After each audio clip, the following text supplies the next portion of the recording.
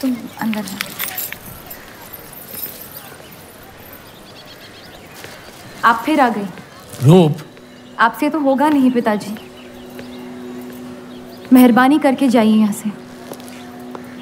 मेहरबानी करके एक बार और मेरी विनती सुन लो रूप। देखिए सत्या जी, जब आपके पिता ने हम पर वो सारे एहसान किए थे, हमें पता नहीं था कि एक दिन उनकी बेटी उनके एहसानों को ब्याज समेत वापस लेने आ पहुंचेगी। मैं ब्याज लेने नहीं आई हूँ रूप, बल्कि आपसे एक एहसान मांगने आई हूँ। माफी चाहती हूँ, मैं आप पे ये एहसान नहीं कर सकती। मेरी आज़ादी बिकाऊ नहीं है। आप गलत समझ रही हैं रूप। या शायद मैं ही सही समझ रही हूँ। मैं आपकी जिंदगी से बस 1 साल मांग रही हूँ रूप, क्योंकि मेरी जिंदगी में सिर्फ 1 साल बचा है।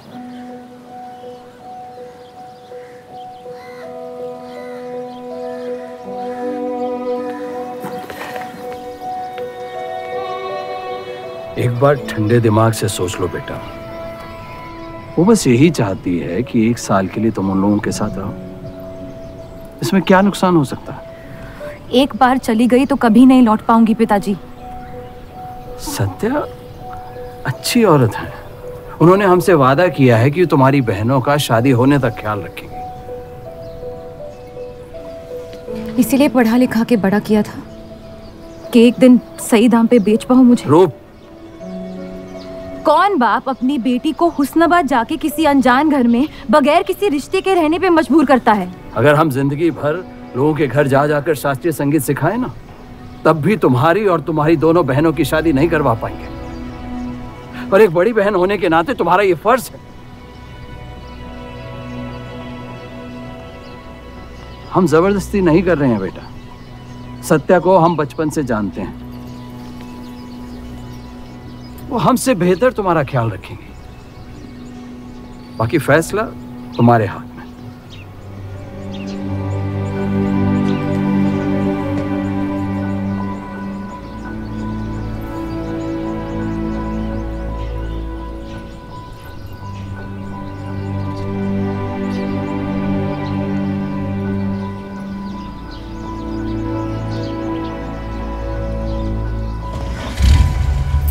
रुकिए।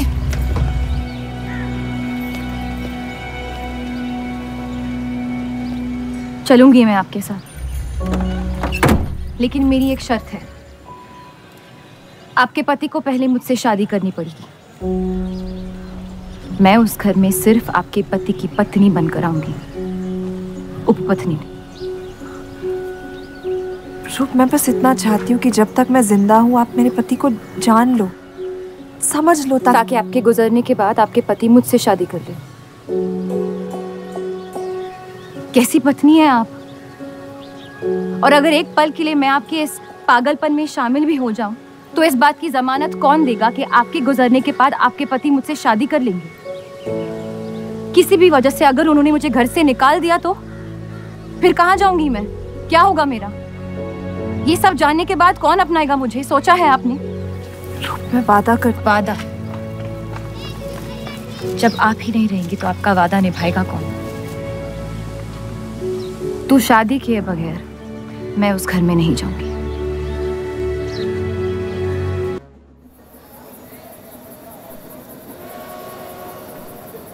दो और लड़कियां बाहर बी के यहाँ गाना सीखने आई हैं।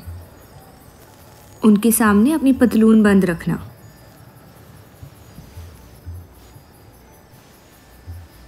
पता है, सारी हिंदू लड़कियां अमृतसर जाने की बात कर रही हैं। आप एक बार अब्दुल से बात कर ले, काफ़ी नाराज़ है। उस देव चौधरी ने लंदन से आते ही बंटवारे के खिलाफ आर्टिकल लिख दिया है। आज दूसरी शादी की उसने, दूसरी बीवी घर लाया है और लोग मुसलमानों को बदनाम करते हैं। देव चौधरी? हाँ मेरी जान, देव चौधरी। उसकी बीवी मर रही है और उसकी आखिरी ख्वाहिश थी कि देव दूसरी शादी कर ले।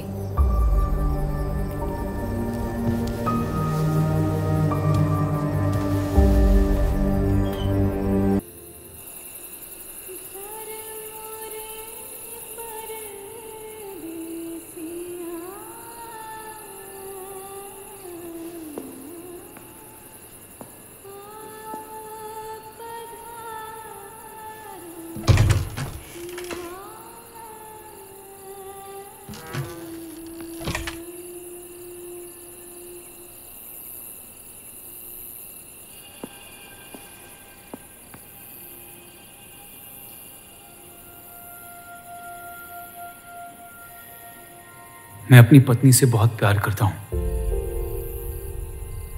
मैं नहीं जानता कि सत्या ने आपको ये शादी के लिए राजी कैसे किया, लेकिन मैंने ये शादी सिर्फ उसकी खुशी की खातिर की है। मुझे गलत मत समझिए, आपको इस घर में पूरी आबरू के साथ रखा जाएगा। इस रिश्ते में इज्जत होगी, प्यार नहीं होगा। आप मुझसे जितनी कम उम्मीद रखेगी, तकलीफ उतनी कम होगी। उम्मीद करता हूं कि आपका दिल मुझसे बड़ा हो और वक्त के साथ ना मुझे माफ करती रहे। शादी की रात को ही रुखसती दे दी, क्योंकि आपने एक ऐसे आदमी से शादी की जिससे आप कभी पहले मिली भी नहीं थी। बल्कि कई दिनों तक मैं जानती भी नहीं थी वो दिखते कैसे हैं। मेरे गुस्से में लिए गए एक फैसले ने हम चारों की जिंदगी बर्बाद कर दी।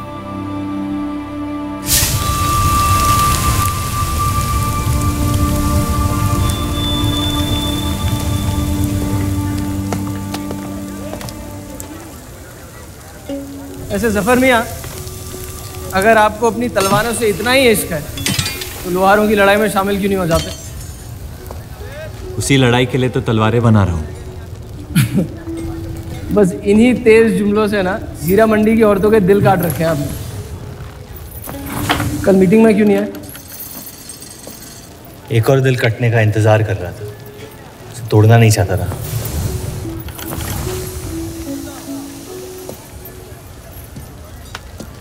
देखिए जफर मियाँ, अगर औजार बनाने की मशीनें आ गई ना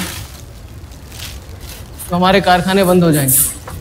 इस बार हमारी कौम पे नहीं, हमारे पेट पे हमला हुआ। एक तरफ अल्लाह अल्लाह करते हो और दूसरी तरफ डरते रहते हो। अगर हम मेहनत करें तो कभी बेरोजगार नहीं होंगे। और रही आपके आवाम हक पार्टी की मीटिंग और बंटवारे की बात, तो मैं हरामी। मुझे खुद के अब्बा ने उनका नाम तक नहीं दिया। जो आदमी अपने हक के लिए नहीं लड़ा, वो आवाम के हक के लिए क्या लड़ेगा? चलिए छोड़िए।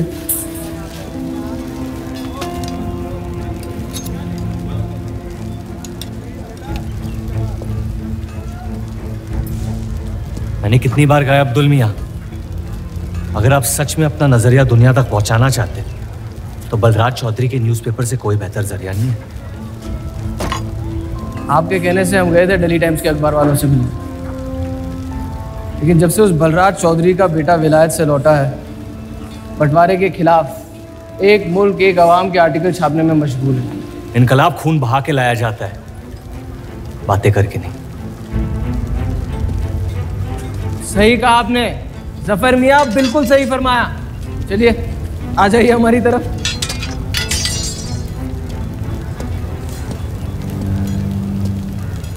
गलत ना समझे मुझे, भाई आप मेरे, जान दे सकता हूं, लेकिन सिर्फ आपके लिए। बस मुझे इन चौधरियों के मसलों से दूर रखिए अब अब्दुल मियाँ।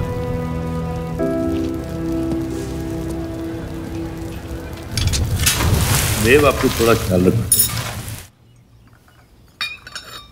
ये एक मुल्क एक आवाम का आर्टिकल लोगों को हजम नहीं हो रहा। धर्म के नाम पे अंग्रेज हमारे देश का बंटवारा कर रहे हैं, जिससे फ्यूचर में किसी का फायदा नहीं होगा। लेकिन उनके बिना हम अपना देश भी तो नहीं संभाल पा रहे। उसके बारे में क्यों नहीं लिखते हैं आप? वक्त के साथ हम सब सीख लेंगे, अगर साथ में रहे तो। इस मकसद का मसीहा तुम्हें किसने बनाया? मैं बस एक आवाज हूं जिसमें लोगों तक पहुंचने की ताकत है, या बहकाने की ताकत, या उन्हें सही राह दिखा रहा हूं। जिस सही राह में यकीन आप भी करते हैं, बस सियासत से डरते हैं। ये मत भूलिए कि हम यहाँ माइनॉरिटी हैं और मुस्लिम लीग दिन ब दिन ताकतवर होती जा रही है। आप अपने दिमाग से सोचें, दिल से नहीं। अगर मैं ऐसा कर पाता तो फिर बात ही क्या थी। कभी कभी दिमाग का दिल से हार जाना जरूरी होता है।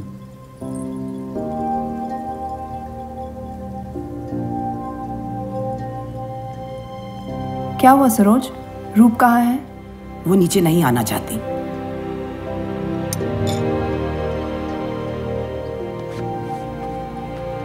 चलता हूं।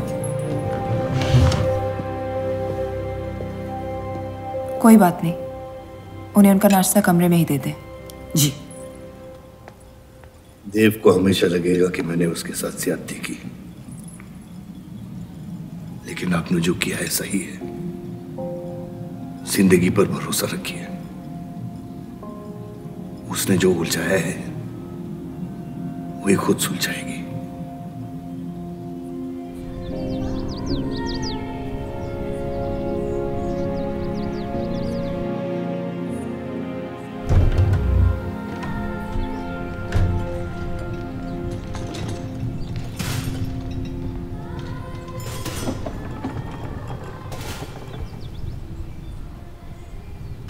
ये आवाज कहाँ से आ रही है?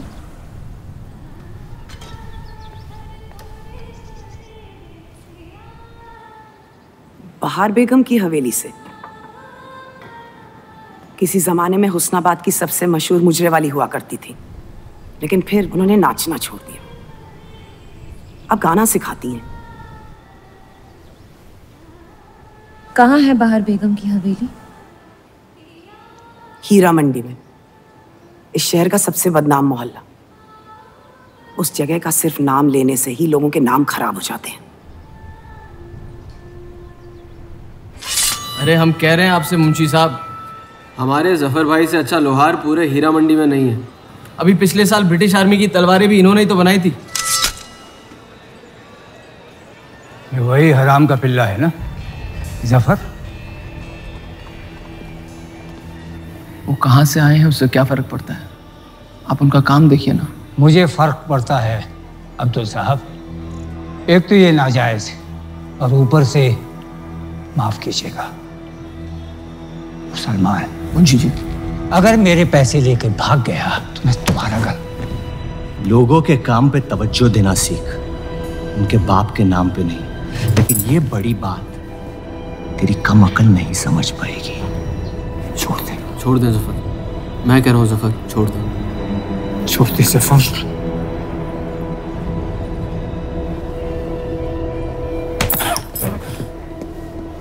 जफर! वो लिहाज तो है नहीं इन लोगों में। अरे एहसान मान हम लोगों का, जो तुझ जैसे हरामियों को अपने मोहल्लों में रहने देते हैं। एक तो ये हमारी वजह से हीरा मंडी में पड़ रहे हैं, और ये क्या कर रहे हैं? कचरा बढ़ा रहे हैं, कचरा।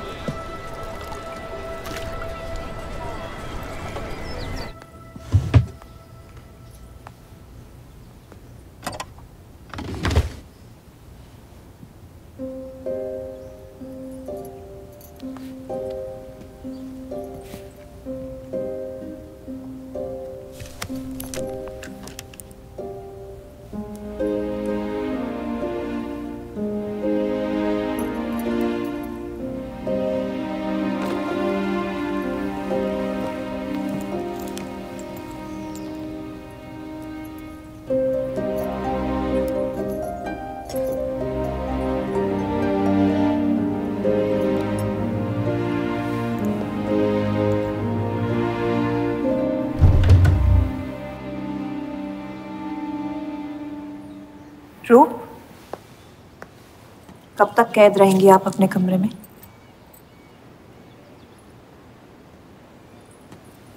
अब आप शादीशुदा हैं, आपकी भी कुछ जिम्मेदारियां हैं इस घर में। किसकी तरफ? आपके पति की तरफ, जो सिर्फ आपसे प्यार करते हैं। हम दोनों ने एक दूसरे को देखा तक नहीं है। मेरी एक ही जिम्मेदारी थी, अपनी बहनों की तरफ। वो मैंने ये शादी करके निभा लिया। देव के अखबार में काम करना शुरू कर दो, उनके साथ थोड़ा वक्त बिताओ, देखना सब कैसे बदलने लगेगा। मैंने घर पर बात करनी है। सबका कितना ख्याल रखती हैं आप। मैं आपकी दुश्मन नहीं हूँ रूप, बस अपने बाद आपकी जिंदगी को बेहतर बनाने की कोशिश कर रही हूँ।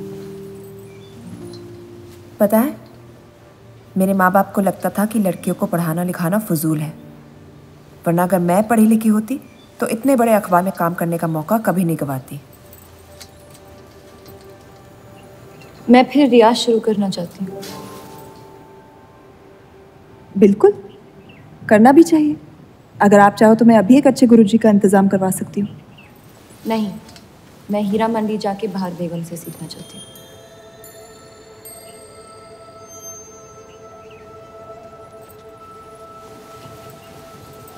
कम वक्त में काफी ज्यादा जान रही हैं इस शहर को आप,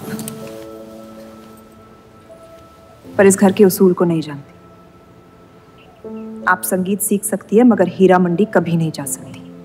अगर मुझे हीरा मंडी जाने नहीं दिया तो फिर मैं अखबार के लिए भी काम नहीं करूंगी। मत करो, कैद कर लो अपने आप को अपने गुस्से में, लेकिन याद रखना अपनी किस्मत आपने खुद लिखी है, अपनी मर्जी से। अब यही आपकी जिंदगी है रूप, और जितनी जल्दी आप इस बात को समझ जाएंगी बाकी जिंदगी उतनी जल्दी आसान हो जाएगी। आपका मेरी जिंदगी पे कोई हक नहीं है। आपका है।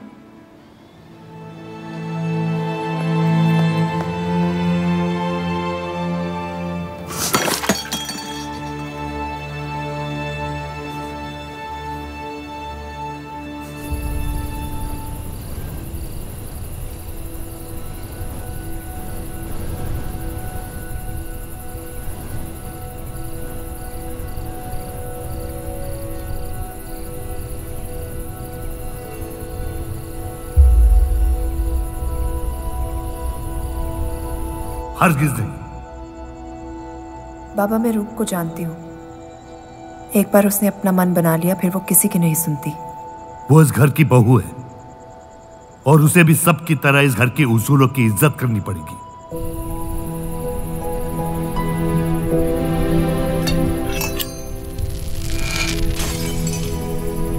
आपके कहने पर हमने उन गलियों की तरफ देखा तक नहीं, लेकिन हम रूप से ये उम्मीद नहीं रख सकते। इससे पहले वो कोई गलत कदम उठा ले हमें उसे जाने की इजाजत दे देनी चाहिए। और यही एक मौका है देव और रूप को करीब लाने का।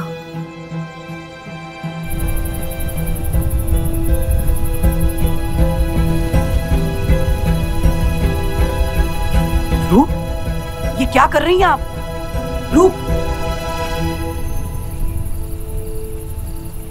हाँ, भाभी जी आपको बुला रही हैं।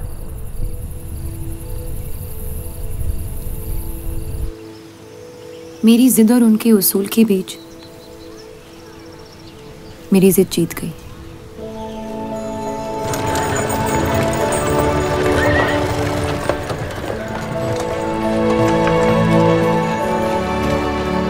देव चौधरी की ये एक मुल्क एक समाज वाली बातें सुनने में तो बहुत अच्छी लगती, लेकिन गौर फरमाई, एक तरफ ये बंटवारे के खिलाफ है और दूसरी तरफ ये स्टील के कारखाने लाने की कोशिश कर रहे हैं। मतलब दोनों ही तरफ से हम भूखे मत। हमें और एडवर्टाइजमेंट की ज़रूरत है। अगर यही हाल रहा तो हफ्ते में सिर्फ 3 दिन पेपर छाप पाएंगे। सर, पिछले हफ्ते जिस विस्की कंपनी के इश्तेहार डाले थे वो इस हफ्ते भी इश्तेहार डालने को तैयार है। उसी शराब के इश्तेहार की वजह से पूरा हफ्ता मुस्लिम सेक्टर ने अखबार नहीं खरीदा। बहुत अच्छे पैसे दे रहे हैं विस्की वाले। अहमद की बात सही है, किसी और को ढूंढना पड़ेगा। कॉस्मेटिक्स और साड़ी।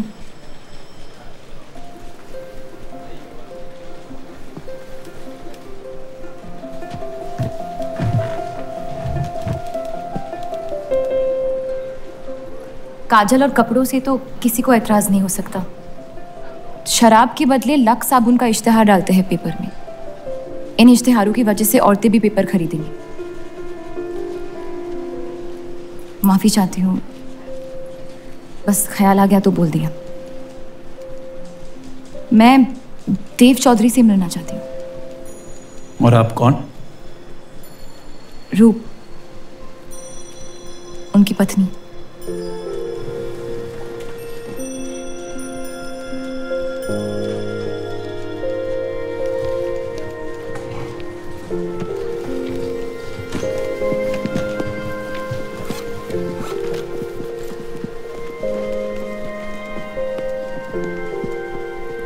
आनंद जी।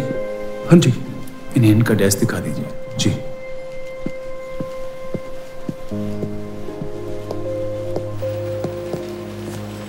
myself अनंत पाल। नमस्ते। वैसे ये कौन है?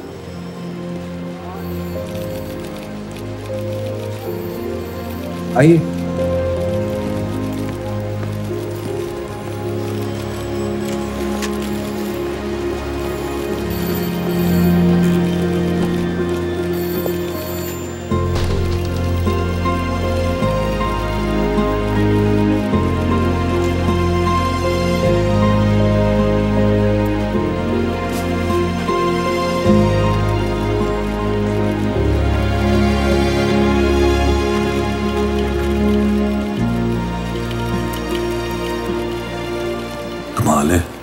पति पत्नी एक दूसरे को जानते तक नहीं। निकाह हुआ है इनका शायद। उस दिन अगर पर्दे के पीछे आप भी होते तो देव साहब को पता नहीं चलता।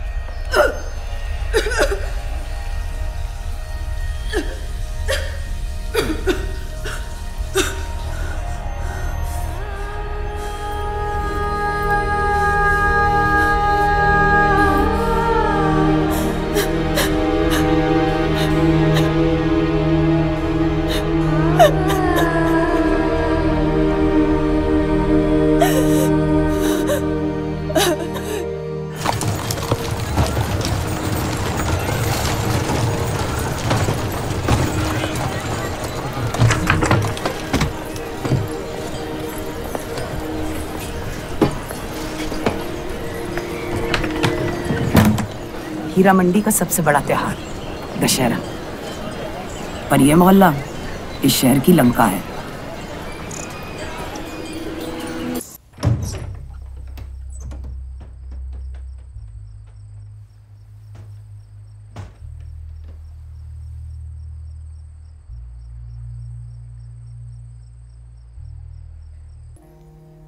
एक अरसे के बाद ऐसी आवाज सुनी है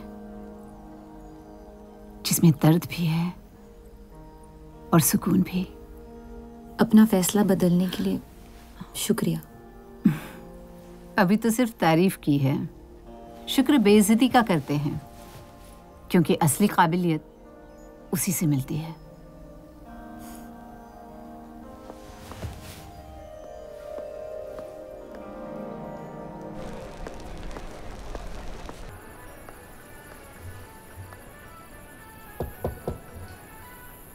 बोलिए।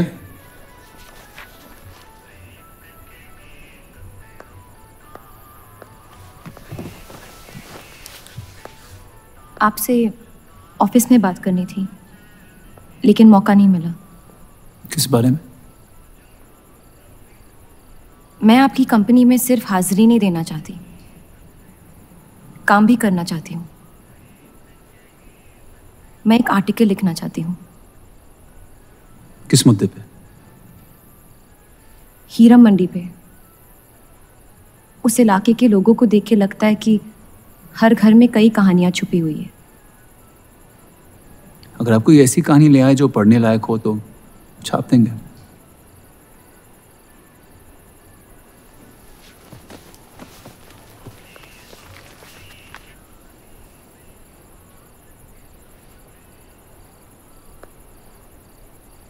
मैं जानती हूँ हम दोनों इस रिश्ते में गिरफ्तार हैं, और इसमें मेरा हाथ भी है। बस आपको बताना चाहती हूँ कि मेरे आपसे या इस रिश्ते से कोई अरमान नहीं है। ये शादी नहीं, समझौता है, और आप जब चाहे इससे रिहा हो सकते हैं। मैंने कभी इस शादी को तोड़ने का जिक्र नहीं किया है, लेकिन आपके ख्यालात जान के खुशी हुई। शुक्रिया।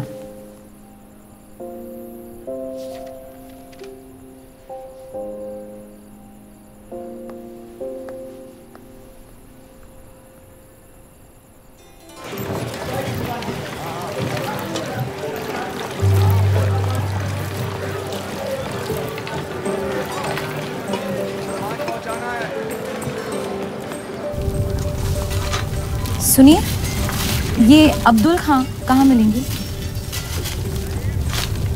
जफर भाई, एक मुलाकात में लौटने में मजबूर कर दिया। आइए, आज मन भर देता हूं आपका,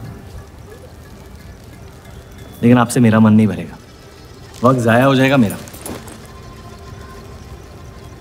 मैं शादीशुदा हूँ। तो मुझे कौन सा निगाह पड़ना था आपसे? मैं अब्दुल खां से मिलना चाहती हूँ। क्यों?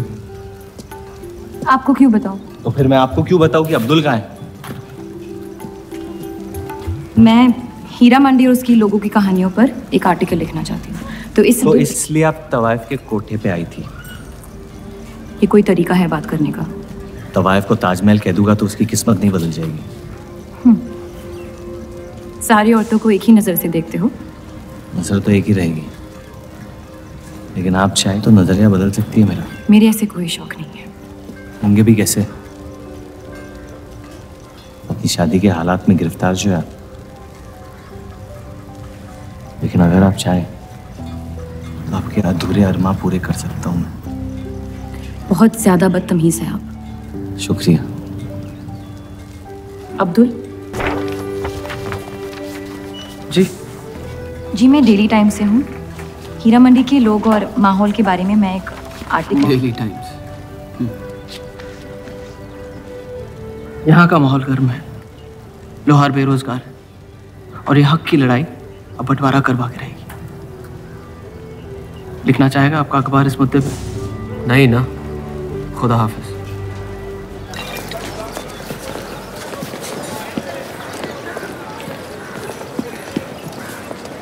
क्या चाहिए? उसका जवाब मत देना। बस पूछना चाहता हूँ, आपका काम हो गया? आपको अचानक क्या हो गया? नहीं, वो अब्दुल मियाँ बड़े तंग मिजाज के, पूरा दिन बंटवारे के लड़ाई में उलझे रहते हैं। हमें क्या लेना, जब तक हमारा इलाका हमारा है सब ठीक है। चलो, शुक्र है कम से कम अपने इलाके की तो इज्जत करते हैं आप। मुझ पे यकीन करना मुश्किल हो सकता है, जानता हूं। और क्यों है इस इलाके से इतना लगाव? खूबसूरत लड़कियां रहती हैं यहाँ। खूबसूरत भी और आसान भी।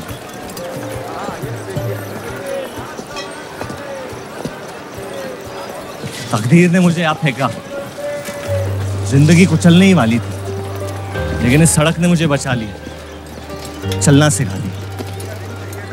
मेरी फतेह हो गई और नाम पड़ गया जफर। अब यही मेरा घर है। ये गलियां नहीं होती तो मेरी कोई पहचान नहीं होती।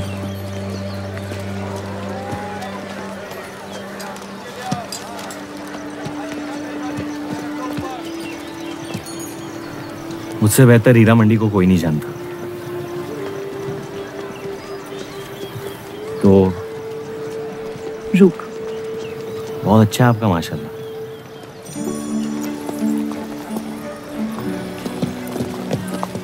तो यहाँ कोई कहानी ढूंढने आई, अपनी छुपाने? ढूंढने?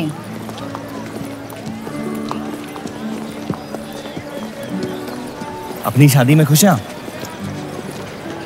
आपने कहा था कि आप शादीशुदा हैं, खुशी का कोई जिक्र नहीं हुआ था। कोई तो हद होगी आपकी। हदें तो सरहदों की होती है, सोच की नहीं। और वैसे भी अगर सवाल उठा है मन में तो पूछ लेना चाहिए। कहानियां सोच सोच के वैसे ही आधी दुनिया पागल हो। तो सियासी मसलों से दूर इस इलाके में ऐसे कुछ कमाल की चीजें हैं, अगर आप देखना चाहे तो। देखना चाहती हूँ। हिम्मत है मेरी दुनिया में कदम रखने की? मेरे पास खोने को कुछ है ही नहीं। और वैसे भी आपसे तो बेहतर ही होगी आपकी दुनिया। ठीक है, तो अगले जुम्मे को मिलते हैं, कलाम बात। फिक्र ना करें, मैं इजाजत या कीमत के बगैर औरतों को हाथ नहीं लगाता।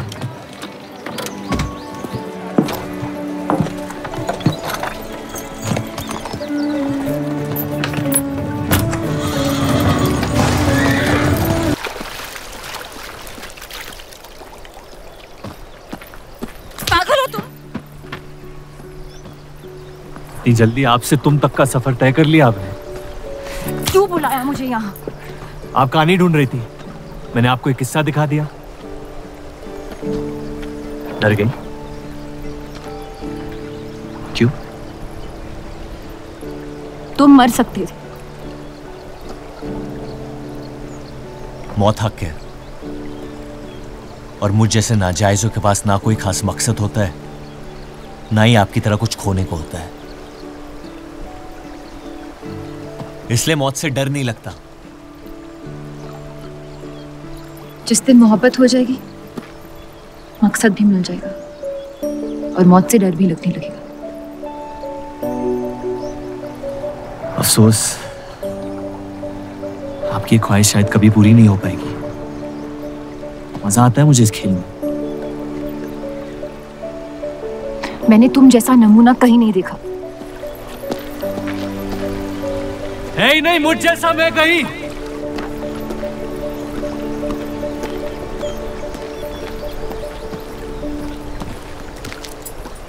ये वही जर्नलिस्ट लड़की है ना? इसे तो छोड़ दे। एक दिन छोड़ दूंगा। अच्छी लड़की है बेचारी। जरूरत से ज्यादा, इसलिए शायद बुरे ख्यालात भी नहीं आते इसके बारे में। सुना है शादीशुदा है। आप जानते हैं ना आप क्या करें?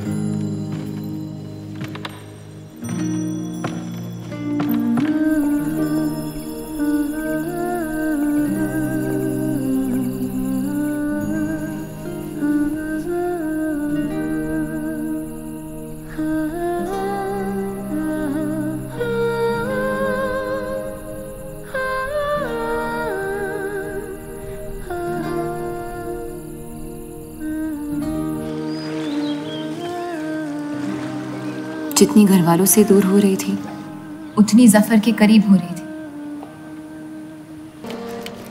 ये छापने लायक नहीं है।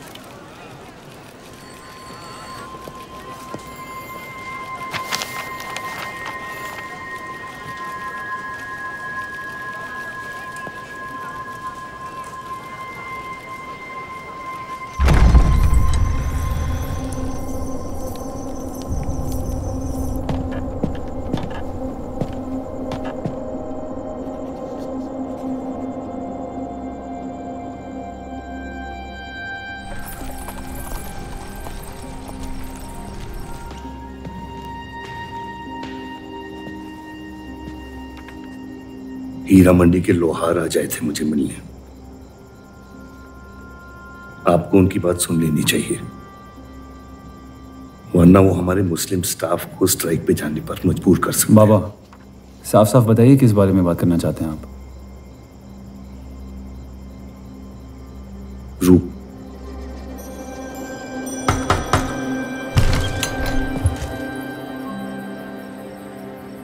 तो वाइफ आजकल घर तक आती है मुजरा करने। माफी चाहते हैं, हम गलत पते पे आइए।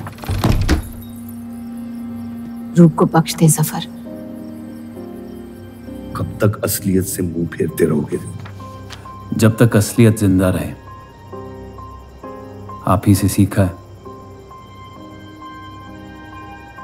आपको अचानक रूप की इतनी फिक्र क्यों हो रही है? इस सब में रूप की कोई गलती नहीं है। इस सब में मेरी भी कोई गलती नहीं थी। अगर सीखना है तो मर्द बनकर अपनी मुश्किलों से लड़ना सीखो। अपनी जिंदगी के लिए किसी को जिम्मेदार मत ठहराओ।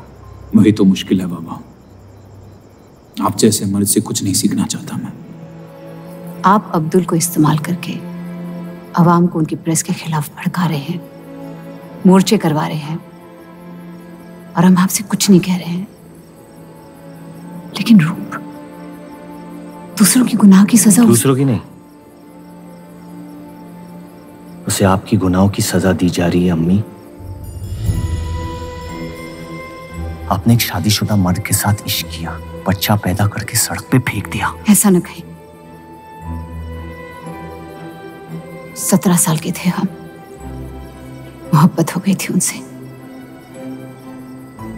और आज तक उससे हम रिहा नहीं हो पाए। गलती हो गई जिसे आज तक मैं सुधार नहीं पाया। होशो हवास में की गई गलती गलती नहीं होती, बेईमानी होती है। और आज तक आपने अपने इस गुनाह को कबूल करने तक की हिम्मत नहीं की। हमारी मोहब्बत ने हमें खुद कर्ज बना दिया था। हमने बच्चा इसलिए रखा ताकि बलराज के और करीब हो पाए, लेकिन वो हमसे और दूर चले गए। हमने सोचा बच्चे की शर्म से भाग रहे हैं, आपको छोड़ देंगे तो वापस लौट आएंगे। फिर हम समझ गए कि वो आपसे नहीं हमसे भाग रहे थे। हम आपको लेने वापस आए थे, लेकिन आप नहीं। फेंकी हुई चीजें अक्सर सड़ जाती है अम्मी। हमारा रिश्ता भी अब हमेशा के लिए सड़ चुका है। अब आपकी मैयत के अलावा मेरे पास और कोई वजह नहीं है आपके पास लौटने की। देव,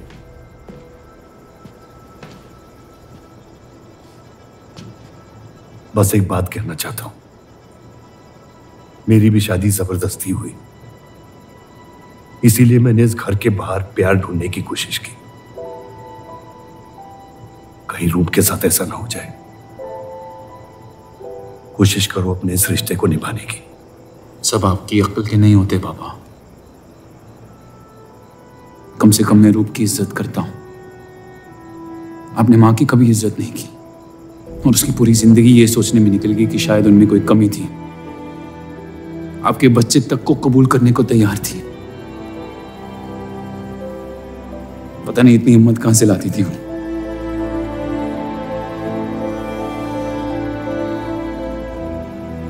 अगर आप मान जाते तो हमारा घर बिखरने से बच सकता था, लेकिन आपका घमंड आपकी गलतियों से भी बड़ा था।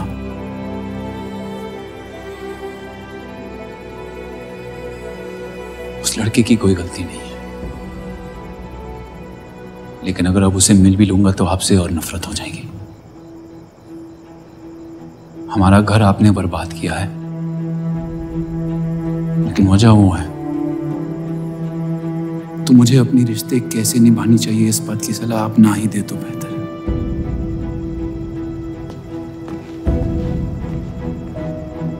बलराज चौधरी ने अपने जायज बेटे को मेरे हिस्से की दौलत, शोहरत और इज्जत दे दी, तो बदले में मैं उसके बहू को छीन लूंगा, और मेरे पास कुछ खोने को तो है नहीं।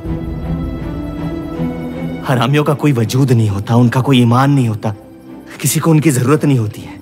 यही सुन सुन के बड़ा हुआ हूं मैं। लेकिन अब बस, जिस लड़की को वो अपना घर आबाद करने के लिए लेके आए थे, उसी लड़की से मैं उनका घर बर्बाद कर दूंगा। फिर क्या होगा? ये सब करने से आपको अपने अब्बा, अपना बचपन, अपनी इज्जत, अपना हक वापस मिल जाएगा। अपनी आंखों से नफरत हटाएं, फिर उस लड़की की मोहब्बत देख पाएंगे आप। इंतकाम की आग ने आपको अंधा बना दिया है। अपने अब्बा को बर्बाद करने के तैश में आप खुद को बर्बाद कर रहे हैं। मंजूर है, सब कुछ फना कर दूंगा। उन्हें पता भी नहीं चलेगा कि उनकी तबाही हुई कैसे। जिस आदमी ने मेरा इनकार किया था, वो खुद आके मुझसे माफी मांगेगा, और तब उसकी उम्मीद पर मैं ऐसी आग लगाऊंगा कि जहन्नम भी 2 पल देखते रह जाएगा। उसे अपनी कर्मों की सजा मिलकर रहेगी, और उसके बदले में अगर मेरे कर्म बिगड़ जाए तो वो भी मुझे मंजूर है।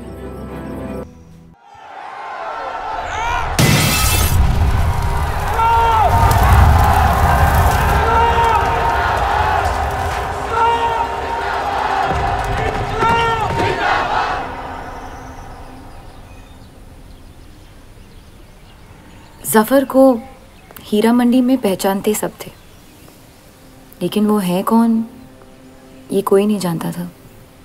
वापस जाने का मन नहीं करता? वापस जाने की वजह ही नहीं है। पीढ़ियों से हम ये काम कर रहे हैं, हमारे बच्चे इसी की खा रहे हैं। अब अगर ये अंग्रेज औजार बनाने की मशीन ले आए तो लोहार बेरोजगार हो जाएगा। आज हमारे साथ हो रहा है, कल किसी भी कारीगर के साथ हो सकता है।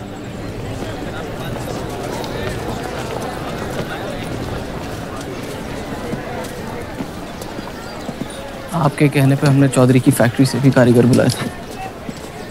को लगता है बात चौधरी तक पहुंचेगी और वो हमारा सपोर्ट करेंगे। उसके पेपर के आवाम हक पार्टी से दुश्मनी पुरानी है।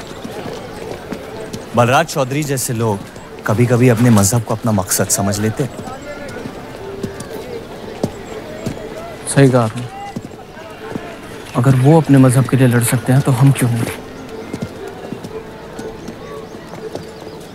ये लड़ाई इंसाफ की नहीं, हक की।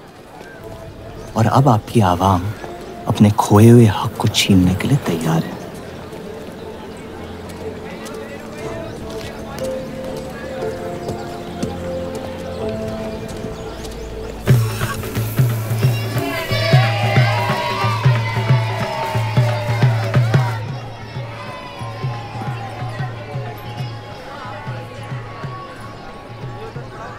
सत्या चौधरी मरने वाली है। गुजरने वाली, कैंसर की बीमारी से।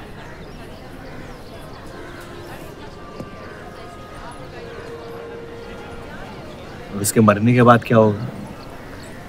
तुम उसकी तख्त पर बैठोगी, तुम्हारा शौहर तुम्हें पहली बीवी की इज्जत देने लगेगा, तुम्हारी शादी खुशहाल हो जाएगी।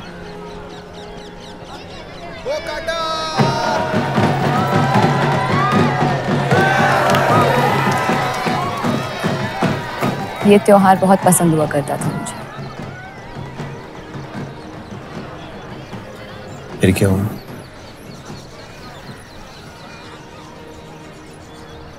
पतंग की उड़ान उम्मीद भर देती थी मुझमें। अब सिर्फ कटी पतंगों पे ध्यान जाता है मेरा। यहाँ के लोग अपने पतंगों से बेहिसाब इश्क करते हैं, लेकिन इन्हें अपनी उड़ाने से ज्यादा दूसरों के गिराने में मजा आता है। तुम हर चीज में बुराई ढूंढते हो। हाँ, अगर तुमने मेरी जिंदगी जी होती ना, शायद तुम समझ पाती कि मेरी नजरों में इतना अंधेरा क्यों। हालात सबकी जिंदगी में आते हैं, लेकिन कड़वा मन अंत में जहर बन के हम ही को जंग लगा देगा। जब किसी और की बर्बादी अपनी जीत जैसी लगे तो हमसे ज्यादा बर्बाद और कोई नहीं है इस दुनिया में।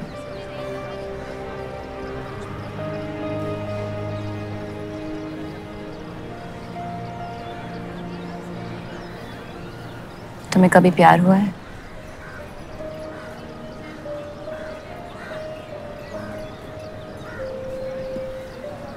मैं इश्क लड़ाता बहुत तो इन पतंगों की तरह, लेकिन इश्क से कटता नहीं।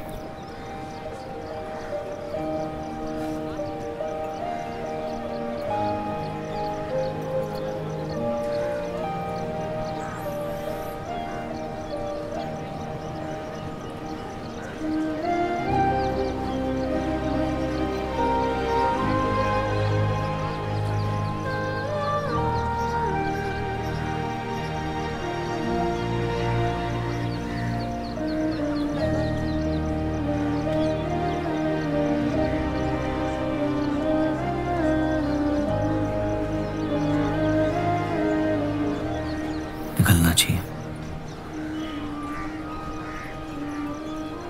वरना ये शाम हमसे आगे निकल जाएगी।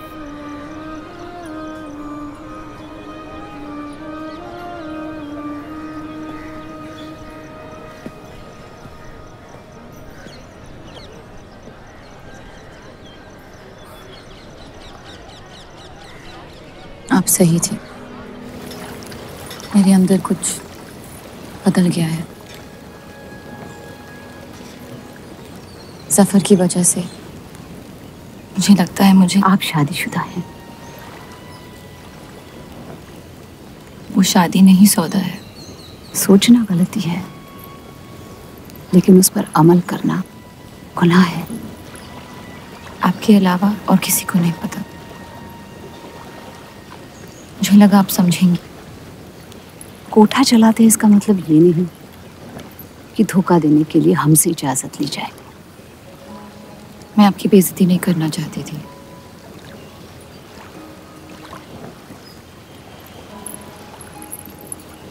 आपके शौहर अच्छे इंसान हैं।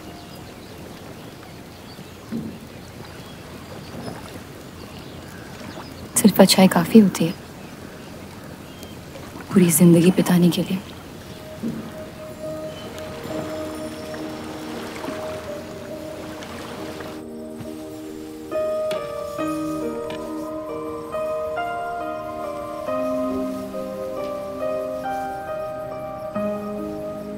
क्या हुआ?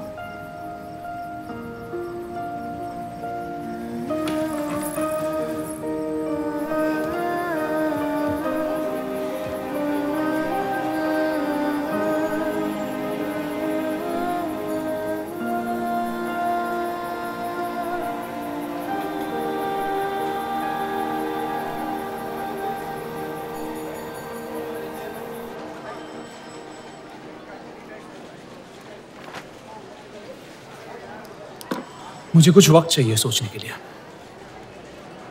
सोचना क्या है? अगर स्टील इंडस्ट्री आ गई तो सब लोहार बेरोजगार हो जाएंगे। क्या ये खबर छापने लायक नहीं? लेकिन इंडस्ट्रीज आने से देश का बहुत फायदा हो सकता है और आप सब उन फैक्ट्रियों में काम कर सकते हैं। हम गुलामी नहीं करते। सवाल देश की तरक्की का है, किसी की गुलामी का नहीं। पहले अंग्रेजों की गुलामी की, अब हिंदुओं की। यही करता रह जाएगा मुसलमान यहाँ। बात को पलटने की कोशिश मत करिए। अगर हम हर जाति बहस में धर्म को घसीट लेंगे तो ये देश हमेशा चलता रहेगा। मुस्लिम लीग इलेक्शन जीत चुका है। अब आप मुल्क की नहीं, बस अपनी फिक्र कीजिए। सबकी फिक्र करने की आदत है मुझे, और यही फर्क है आप में और मुझ में। मैं लोगों के हालात का इस्तेमाल करके उन्हें बहकाता नहीं।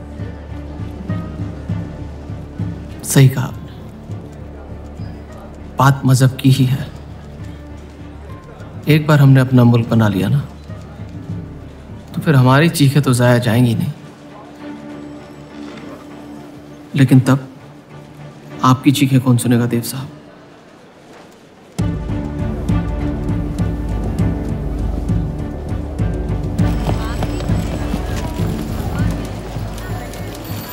ये देव चौधरी की तीसरी बीवी है।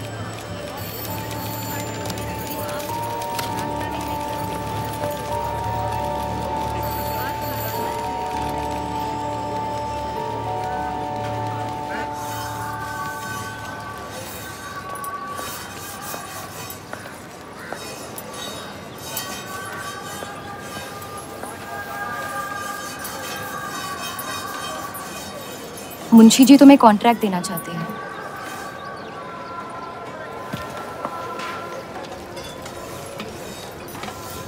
और बदले में तुमने उन्हें क्या दिया? सिर्फ हिंदू होने की वजह से तुम्हारी बात मान ली उन्होंने? मैं खैरात नहीं लेता। मैं मदद कर रही हूँ, खैरात नहीं। और मैंने मांगी थी मदद आपसे। जैसा हूं ठीक हूं। हर चीज में बुराई क्यों ढूंढते हो? अच्छाई से डर लगता है। उसे अक्सर बदले में कुछ चाहिए होता है। मैंने तुम्हारी जमानत ली है। मुंशी जी को समझाया कि हीरा मंडी तुम्हारा घर है और बदले में मुझे कुछ नहीं चाहिए।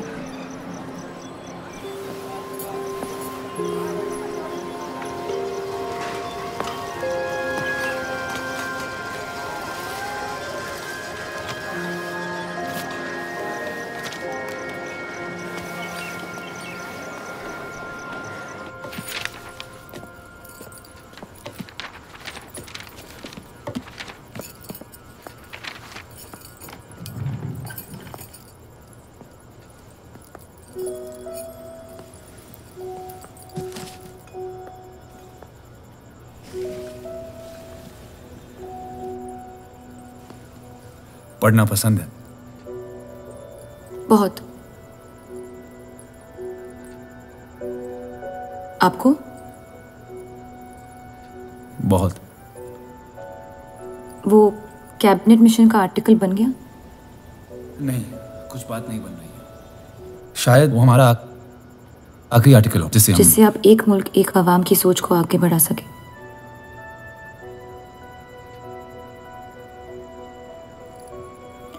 आज़ादी की कीमत बंटवारा है। जितनी जल्द हम इस बात को मान ले उतना फायदा होगा।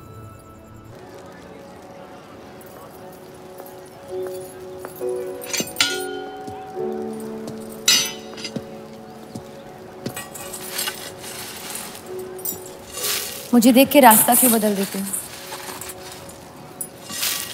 तुम्हें शहर दिखाने में इतना मशगूल हो गया था कि अपनी जिंदगी के रास्ते भूल गया। मैं हुस्नाबाद छोड़ के जा रही हूँ।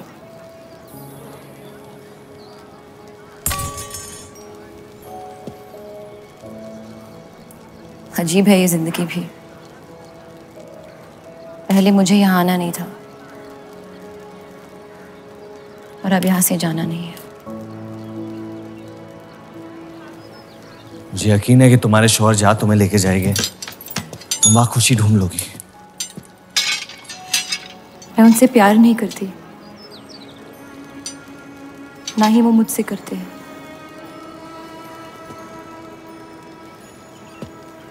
कब तक जीती रहूंगी ये झूठ में? कुछ रिश्ते कर्जों की तरह होते हैं, उन्हें निभाना नहीं, चुकाना पड़ता है।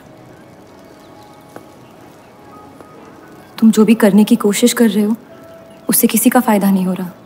कभी कभी नुकसान रोक लेना फायदे से बेहतर होता है। जज्बात को रिवाजों की गुलामी नहीं करनी चाहिए। इस दुनिया के सारे गुनाहों में से सबसे बड़ा गुनाह कौन सा है पता है? अपने मन को मारना। मेरे मन में तुम्हारे लिए कुछ नहीं है रूप। मुझे तुम पे यकीन क्यों नहीं होता? क्योंकि तुम यकीन नहीं इश्क करना चाहती हो, बर्बाद हो जाओगी। दर्द के अलावा कुछ नहीं दे सकता मैं तुम्हें। मंजूर है। तुम जानती नहीं मुझे, मेरी जिंदगी को, या उस वजह को जिस वजह से मैं तुम्हारे करीब होना चाहता था। और वो वजह मोहब्बत नहीं है।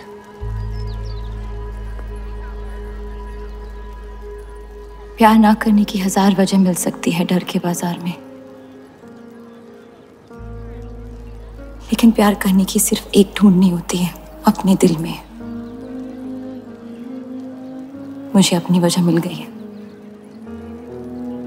बाकी तुम्हारी मर्जी।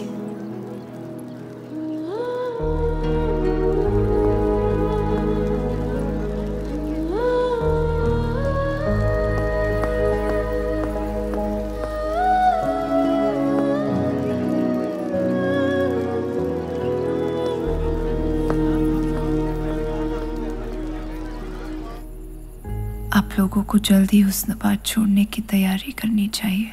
मैं आपके बगैर कहीं नहीं जाऊंगा।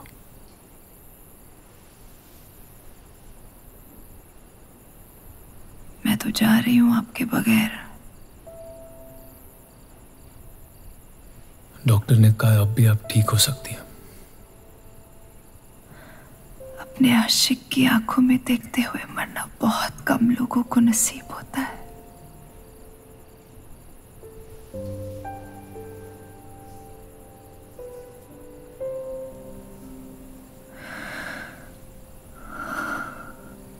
सुकून के आंसू है, बह जाने दीजिए। मेरा सुकून तो लेके जा रही हैं आप। अब क्या करूंगा जिंदगी का मैं?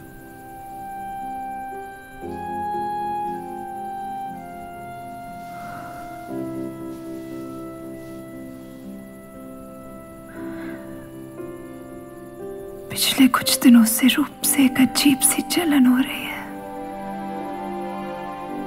अच्छी जलन। उससे मेरे हिस्से की खुशियां मिलने वाली है।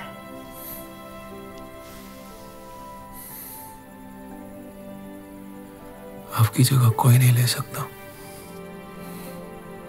मैं उसे अपनी जगह देना चाहती हूँ।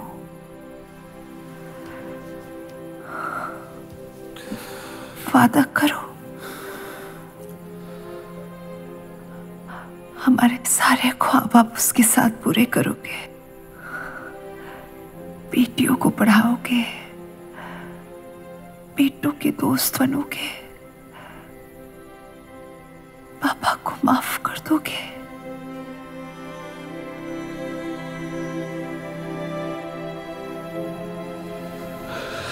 मुझे मत छोड़ो सत्या, रुक जाओ।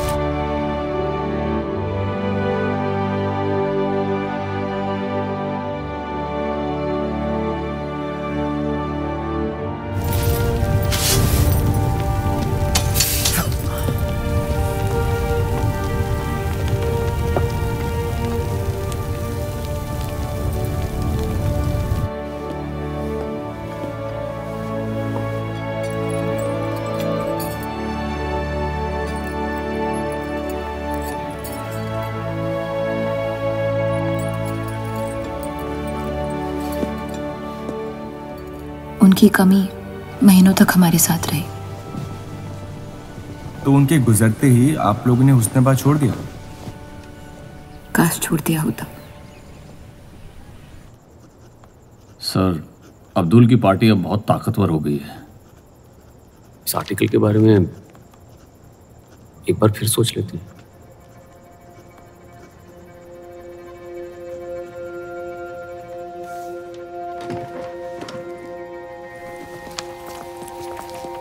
ईद मुबारक। आपको भी। क्या वो जानते हैं वो क्या करने जा रहे हैं? वैसे ही हवा में हक के लोग हमारे खून के प्यासे हैं। इस आर्टिकल के बाद यहाँ के लोहार हमें जिंदा जला देंगे।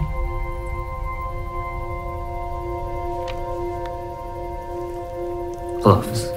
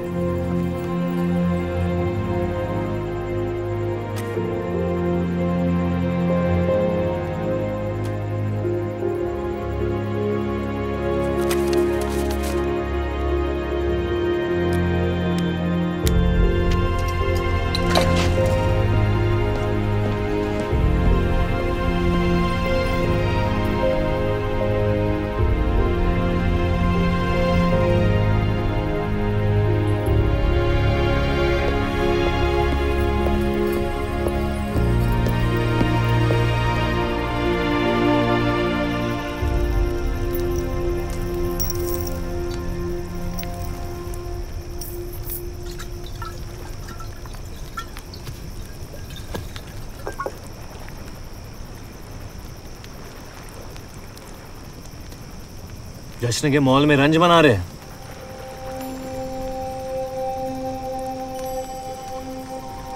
किसने कहा मैं रंज मना रहा हूं? जश्न में लोग मिलकर शराब पीते हैं।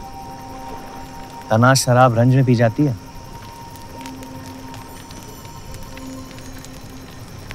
बस अपनी जिंदगी से कुछ लम्हे चुरा के अपने आप के साथ वक्त बिताना चाहता हूं। लोगों की तरस से भरी आंखों से थक गया हूं। मैं भी।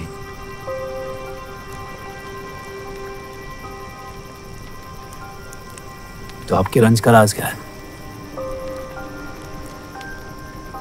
आपके हाथ में ना शराब है, ना आप जश्न में शामिल होना चाहते हैं।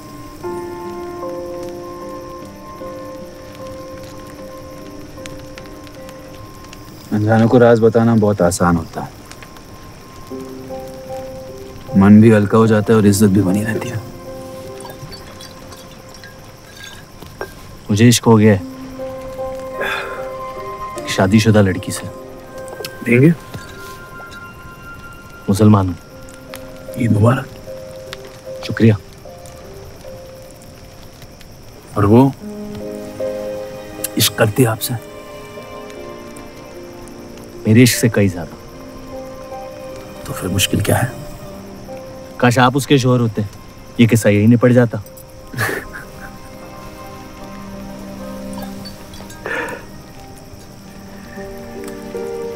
एक बार बात तो करके देखें। दुनिया भी बड़ी अजीब है, कोई किसी से बात नहीं करता, बस सीधे जंग पे निकल जाते हैं। कभी कभी जंग कर लेना दिल की बात बताने से आसान होता है। कौन सा पति है कि ऐसी औरत के साथ रहना चाहेगा जो किसी और से प्यार करती है?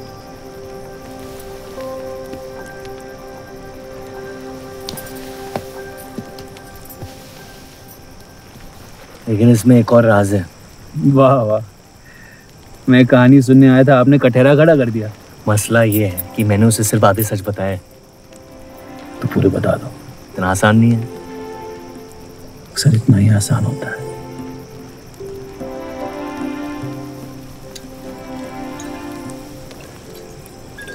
खैर, आपकी कहानी क्या है? बस अपनी टूटी हुई किस्मत के टुकड़े समेट के आगे निकल जाना चाहता हूँ,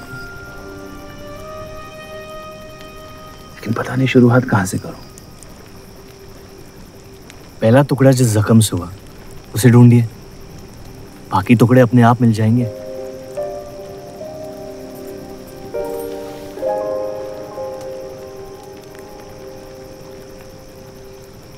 तो कितनी औरतों के साथ सोए आप? ये कैसा बेहुदा सवाल है? मतलब एक 18 साल की उम्र में शादी हुई, आप कितनी लड़कियों के साथ सोए हैं? उतनी गिनती नहीं आती है मुझे।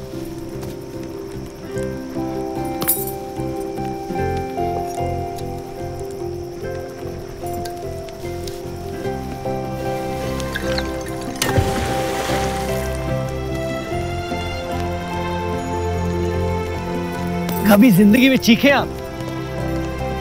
आइए, आज गला फाड़ के जिंदगी को बोल देते हैं, उसके धोखों से हारेंगे नहीं हम।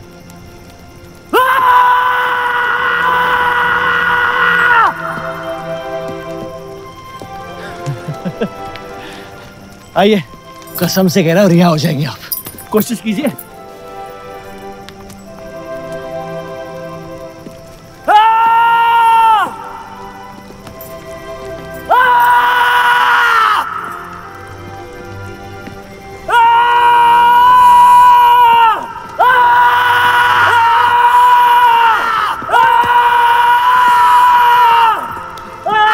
बस बस बस।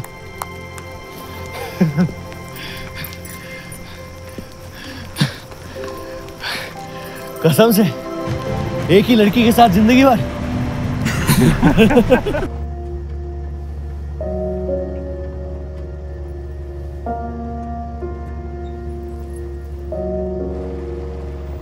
अब या तो आप अलग हो सकती हैं, या शादी को एक और मौका दे सकती हैं।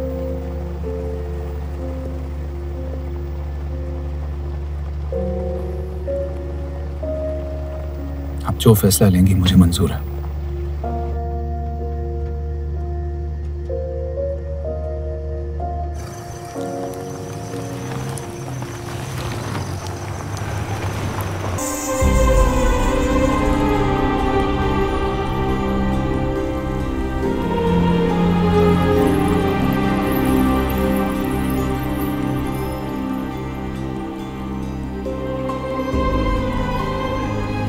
आपके कोठे के दरवाजे हमेशा खुले रहते हैं?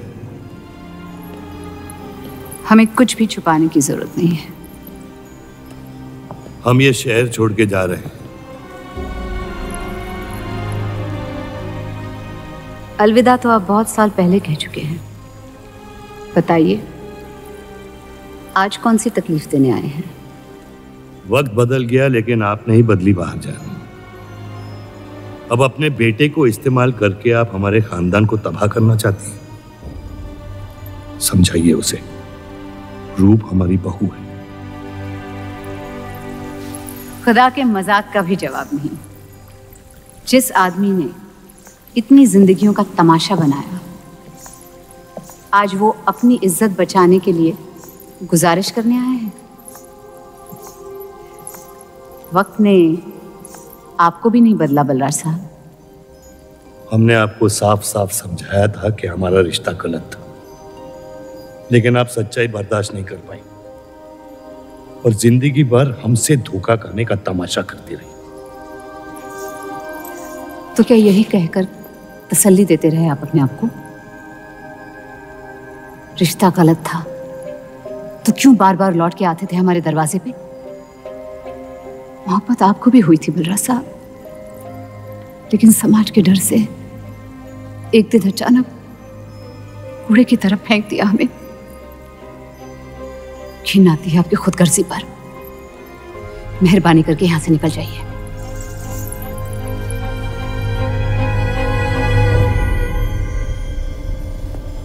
वाह, क्या रहमत बरसाई है खुदा ने मुझ पे आज। बरसों बाद अम्मी को मिलने आया था, साथ में अब्बा भी मिल गए। एक तरफ बहार बेगम जिसने मुझे फेंक दिया और दूसरी तरफ बलराज चौधरी जो कल तक मुझे कबूल नहीं कर रहा था और आज मुझसे भीख मांगने आया है। क्या चाहते हो तुम? कि हम तुमसे अपने खानदान की इज्जत की भीख मांगे? छोड़ दो उन्हें। लेकिन वो काम तो आपका है, अपनों को छोड़ देना। आपको क्या पता है खानदान क्या होता है? वैसे भी माशाअल्लाह सिर्फ अल्लाह जानते कि मेरे कितने भाई बहन घूम रहे हैं। मेरा सिर्फ एक खानदान है जिसे मुझे तुम दोनों से बचाना है। तो फिर कह दो अपनी बहू से कि मुझसे इश्क करना छोड़ दे।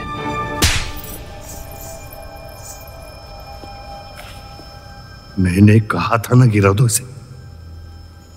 इसकी पैदाइश ने हमारे रिश्ते का कत्ल कर दिया। क्या आपकी असलियत को जाहिर कर दिया? यह हमारी औलाद नहीं है, हमारी एक गलती का नतीजा है जिसे हम जिंदगी भर रिहा नहीं कर पाएंगे। जफर, छोड़ दो इन्हें। जफर,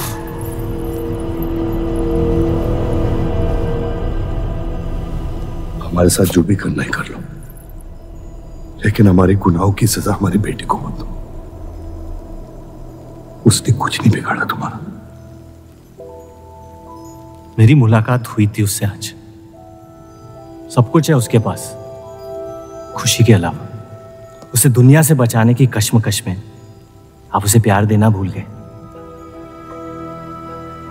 मेरी जिंदगी का एक ही मकसद था, आपको इस हाल में देखना।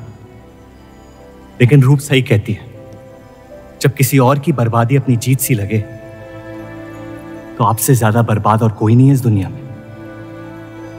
मैं जानता हूं कि आप मुझे कभी कबूल नहीं करेंगे, लेकिन ये इनकार भी नहीं कर सकते क्योंकि मैं हूं तो आप ही का हिस्सा। बस मुझे अपने बेटे के हिस्से से रूप दे दे। मोहब्बत करता हूं उससे, इसके अलावा और कुछ नहीं मांगूंगा। रूप और देव की शादी से दूर रहो सफर, वरना अंजाम बुरा होगा। रूप की मोहब्बत मेरा हक है जिसके मालिक आप नहीं हैं, और ये हक मैं लेके रहूंगा। जफर,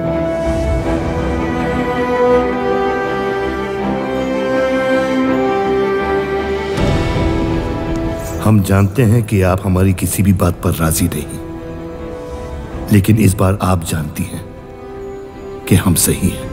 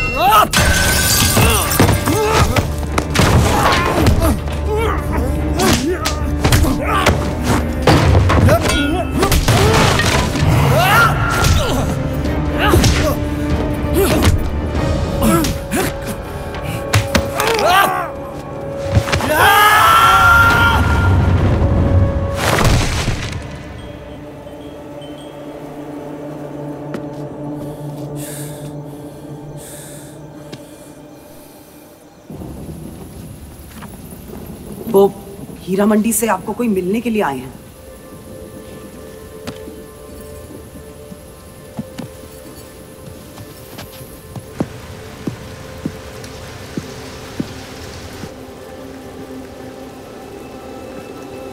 क्या हुआ मियाँ?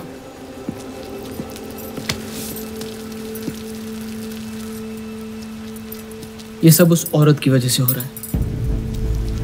मुझे तो यकीन भी नहीं हो रहा कि चौधरी इस हद तक गिर सकता है आपको तकलीफ देने के लिए। इसमें रूप का कोई हाथ नहीं।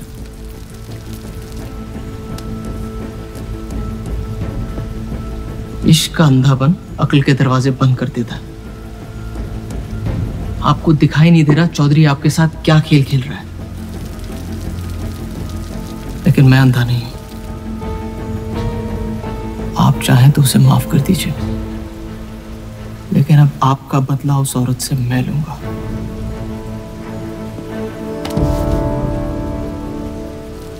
अगर उसे हाथ लगाया तो हमारे रिश्ते के साथ आपकी गर्दन भी काट दूंगा मैं।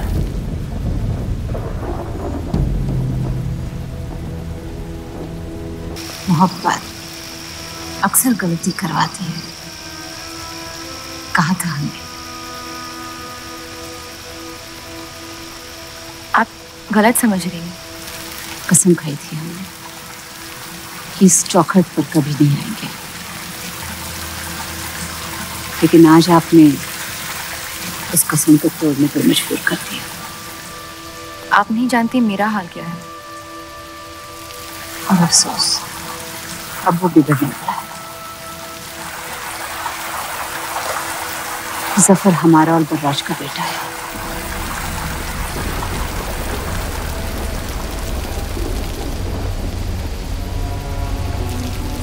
उसने आपका इस्तेमाल किया है इस घर को बर्बाद करने के लिए। वो मोहब्बत करता है मुझसे, देखा है मैंने उसकी आंखों में। शुरुआत से झूठ बोला उसने आपसे। उसने अपने हालात में कुछ गलतियां की होगी, लेकिन हमारी मोहब्बत सच्ची है। पढ़ी लिखी हैं आप, अक्लमंद हैं। हीरा मंडी का लड़का है वो। उसकी जिंदगी में बिस्तर के बाहर किसी भी औरत की कोई कीमत नहीं है। और आपसे तो हम बिस्तर भी नहीं होना चाहता था। बस वो यही चाहता है कि किसी भी तरह भरे बाजार में बलराज चौधरी को जलील कर पाए। और आपके अंधे इश्क ने उसके सपने को पूरा करने का मौका दिया। यही सच्चाई है, मान ले। अगर आप अपने शौहर को छोड़ के उसके पास भी चली जाती तो वो आपको कबूल नहीं करता। मोहब्बत उससे करते हैं जो आपकी इज्जत कर सके। आपसे आपकी मोहब्बत से ज्यादा मोहब्बत कर सके। रूप, आप उसका इश्क नहीं, इंतकाम है। और वो सिर्फ अपने इंतकाम से मोहब्बत करता है।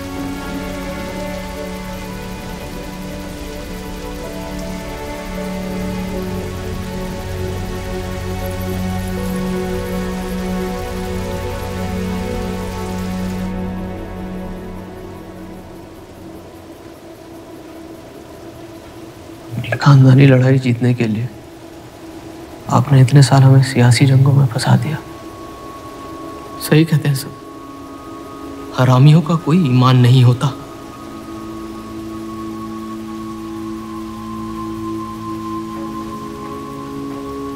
अपने इंतकाम को पूरा करने के लिए जिस आग को आपने फूंक दी थी ना, अब उसी आग से ये शहर जला दूंगा। अब आप अपने अमाल का अंजाम रोक नहीं पाएंगे।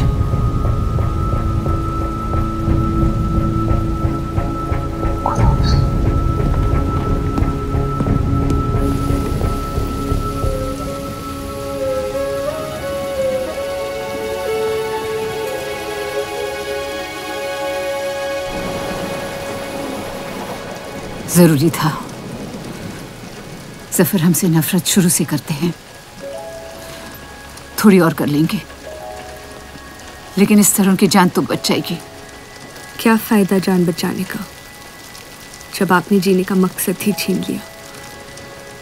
नाजायज मोहब्बत का अंजाम अक्सर तबाही होता है।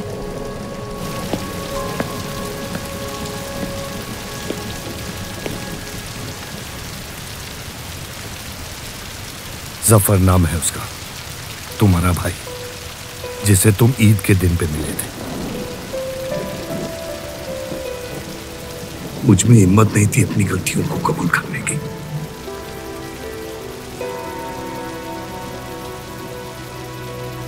माफ कर दो मुझे।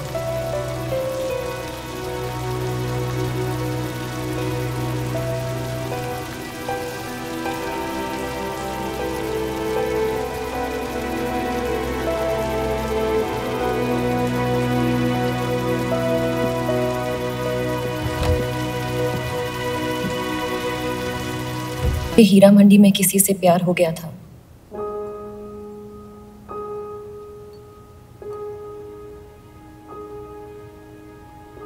आपने शुरुआत से मुझसे सच कहा है। अब जब हम इस शादी को ठीक तरह से कायम कर रहे हैं, मैं आपको अपना सच बता देना चाहती हूँ। इस रिश्ते में इज्जत होगी, प्यार नहीं होगा। उम्मीद करती हूँ आपका दिल मुझसे बड़ा हो और वक्त के साथ अब मुझे माफ करते रहे।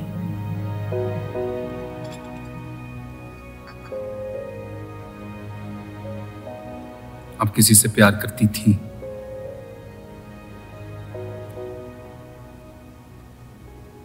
फिर क्या बदल गया? मैं उनकी इज्जत नहीं करती। और प्यार खत्म हो गया?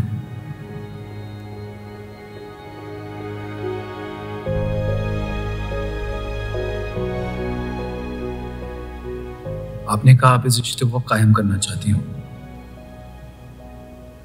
अब क्यों?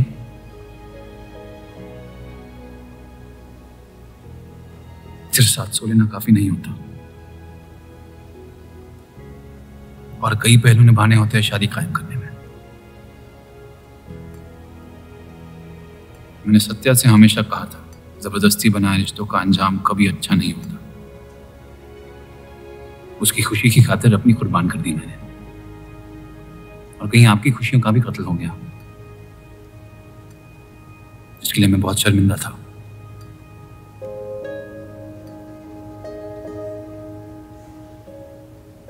वक्त के साथ वो शर्मिंदगी शायद चाहत में बदलने लगी।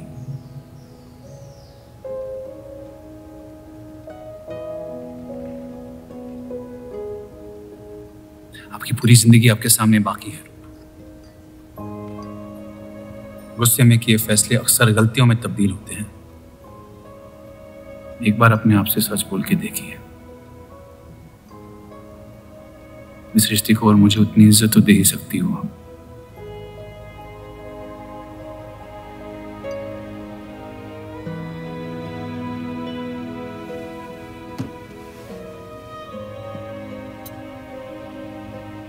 पति पत्नी का रिश्ता रिवाजों से नहीं, प्यार से बंधना चाहिए।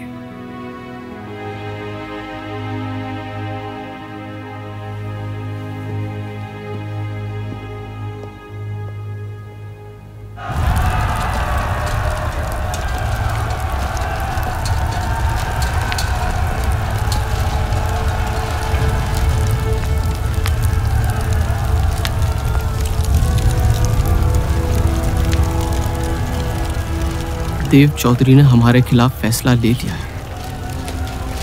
मैंने भी एक फैसला लिया, इन चौधरियों को खत्म करने का। सोच लीजिए, अब जो हमारे साथ नहीं, वो हमारा दुश्मन है।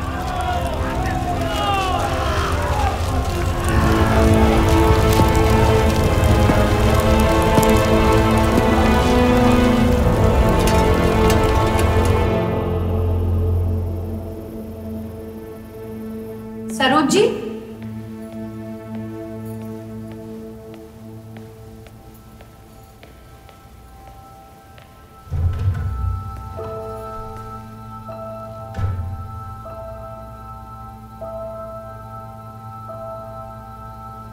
सरोज जी।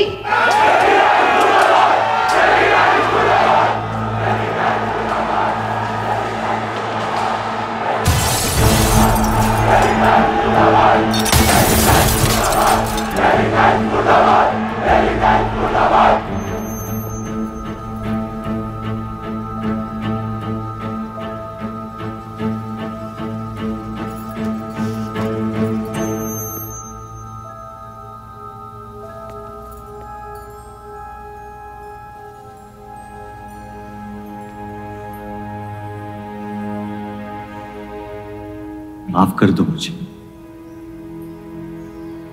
बस यही कहने आए हो? क्या फर्क पड़ता है? वैसे भी तुमने अपना फैसला ले लिया है ना? पूरी शिद्दत से तुमसे प्यार किया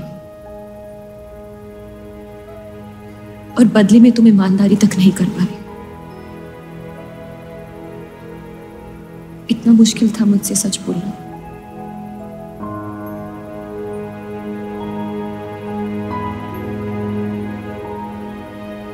पूरी जिंदगी दिल में एक चीज भर के रखी थी, नफरत। सबको धोखा दिया ताकि अपने अब्बा से इंतकाम ले सकूं। तुमने मेरे नफरत को बेघर कर दी और मेरे दिल में मोहब्बत भर दी। तो मेरे दिल को बदल रही थी। मैं डर गया तुम्हारी मोहब्बत से, जो सब इस घर से चाहता था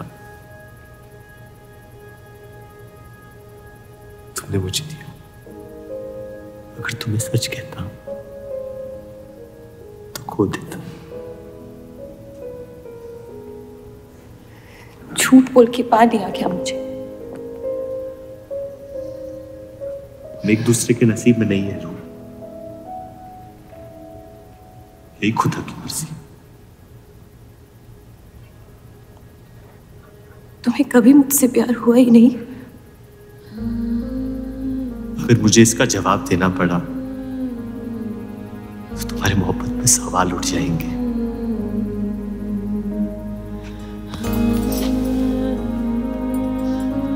तुम कभी सीधा जवाब क्यों नहीं देते जफर?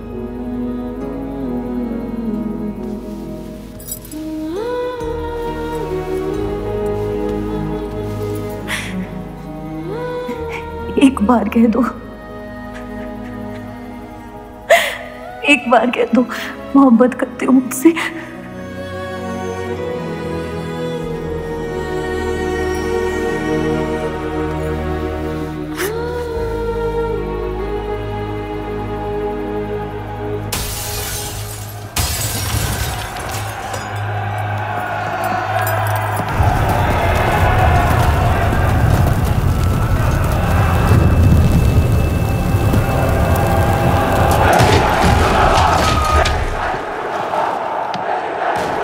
पीछे के दरवाजे से। चलिए आनंद जी।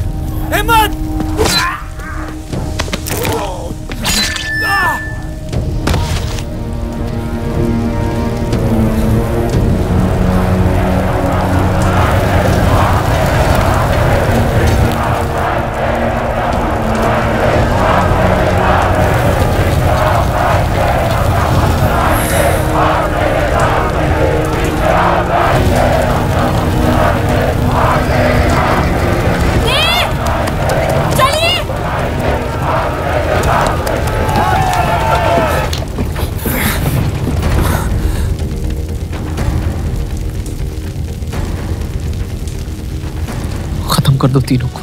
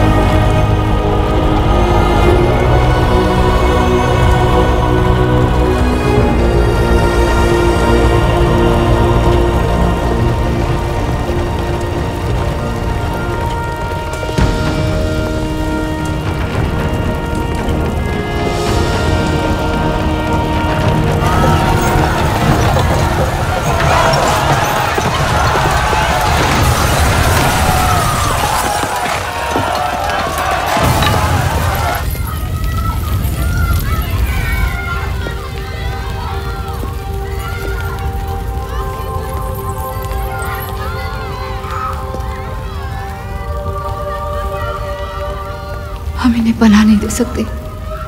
सारे हिंदुओं को मुसलमानों के घरों में ढूंढा जा रहा है। ये यहाँ सलामत नहीं है। आप इन्हें स्टेशन ले जाइए। चलो हमारे साथ। हम अपनी हिंदू लड़कियों को छोड़कर नहीं जा सकते। अब चलिए मेरे साथ अम्मी। जहाँ हमारी पैदाइश हुई थी शायद वही हमारी मौत आएगी। जाइए, अब जाइए।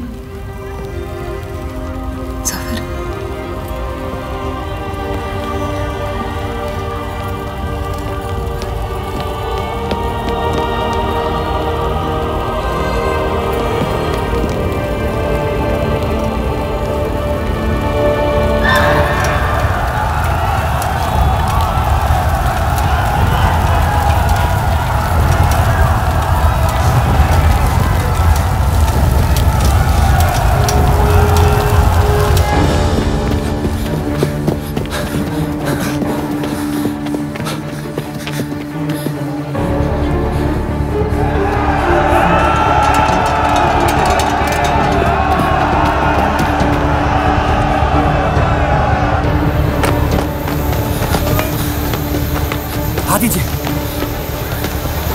चलिए इस तरफ।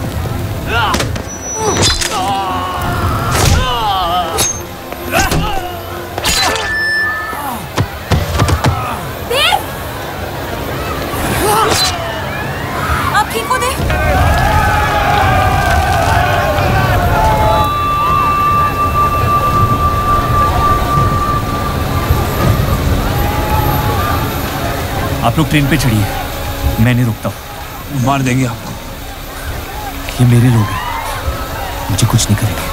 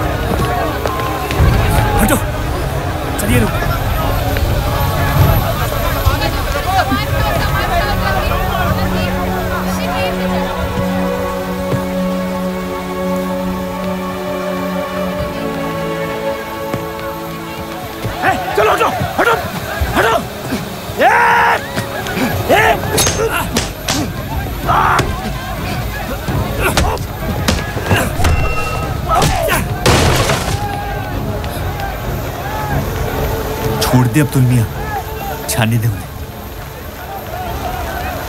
मेरी खातिर।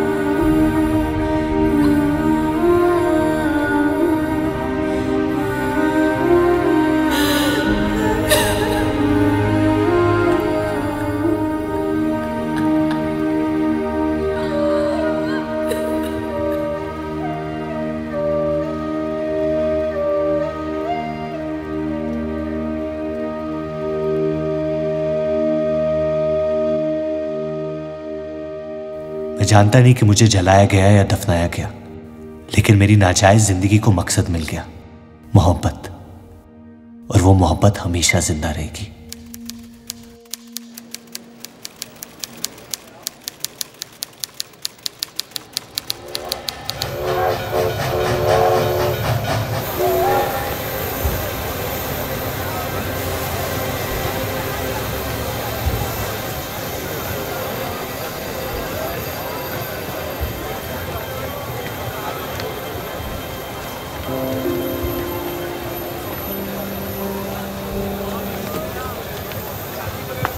लकीरें खींच लेने से दुनिया छोटी या बड़ी नहीं हो जाती, बस हजारों जिंदगियां बिखर जाती हैं। अक्सर उन बिखरी हुई जिंदगियों में दिल टूटने का गम दो लोगों को जोड़ देता है।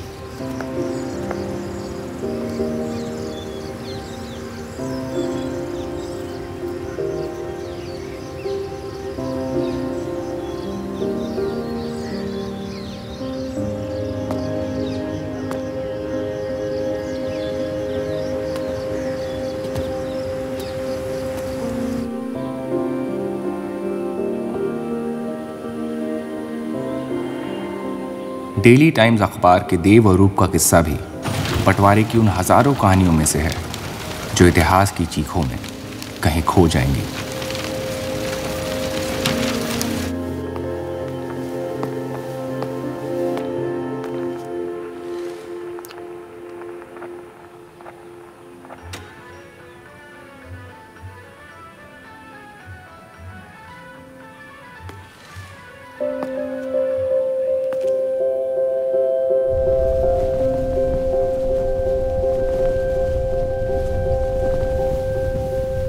मोहब्बत और नफरत दोनों के रंग लाल हैं, लेकिन फर्क ये है कि नफरत से दुनिया बर्बाद हो जाती है और मोहब्बत में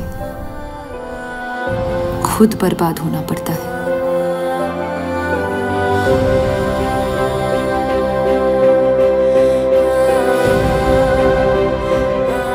फिर भी कलंक अक्सर मोहब्बत पे लगते हैं।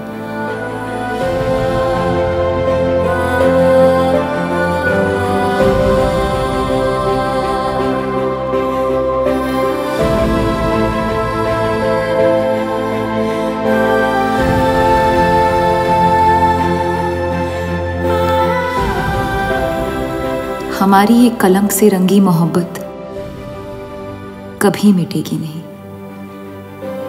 हमारे अंदर हमेशा मौजूद रहेगी।